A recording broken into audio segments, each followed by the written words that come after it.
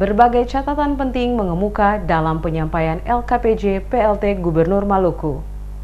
Laporan keterangan pertanggungjawaban atau LKPJ PLT Gubernur Maluku bersama DPRD Maluku yang digelar Rabu pagi di Gedung Rapat DPRD Maluku diwarnai dengan beberapa catatan penting yang perlu ditindaklanjuti oleh pemerintah daerah Maluku. Dalam hal ini PLT Gubernur Maluku selaku pejabat tertinggi di daerah ini. PLT Gubernur Maluku Said Sabrua usai menyampaikan LKPJ di hadapan para wakil rakyat di DPRD Maluku mendapatkan beberapa tanggapan dari para anggota DPRD Maluku. Ever Kermit dari PD Perjuangan menyoroti beberapa hal yang penting untuk dapat diperhatikan oleh PLT Gubernur Maluku, diantaranya mengenai utang pemerintah Provinsi Maluku kepada pihak ketiga yang hingga saat ini belum juga dapat direalisasikan. Menurut Kermite, persoalan ini harus dapat segera diselesaikan secepatnya oleh pemerintah Provinsi Maluku agar tidak menjadi beban bagi pemerintahan berikutnya. Ini kepada catatan-catatan yang juga harus diperhatikan, dibicarakan.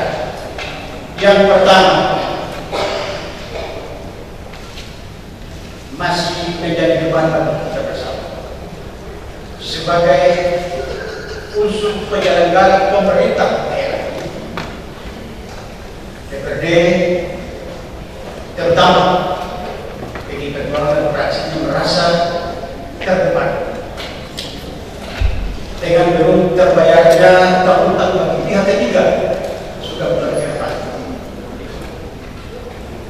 utang pada pihak ketiga yang dilakukan kepada saudara-saudara kita yang berada dalam kontraktor. Sementara itu, Ketua Komisi A DPRD Maluku dari Partai Demokrat Melkias Frans dalam rapat tersebut kembali menyoroti adanya kebijakan sepihak yang dilakukan oleh Sekda Maluku dalam memutasikan atau memindahkan salah satu kepala sekolah tanpa alasan yang jelas. Untuk itu dirinya meminta agar Sekda dapat segera menjelaskan secara terperinci alasan mutasi atau pemindahan kepala sekolah dengan alasan yang tepat. Karena diduga pemindahan dilakukan akibat adanya unsur politik dan hal ini menurutnya sangat menyalahi aturan yang ada. Juga menyambung apa yang disampaikan oleh orang Pak Ever, itu juga tidak benar kalau memang kepala SMA itu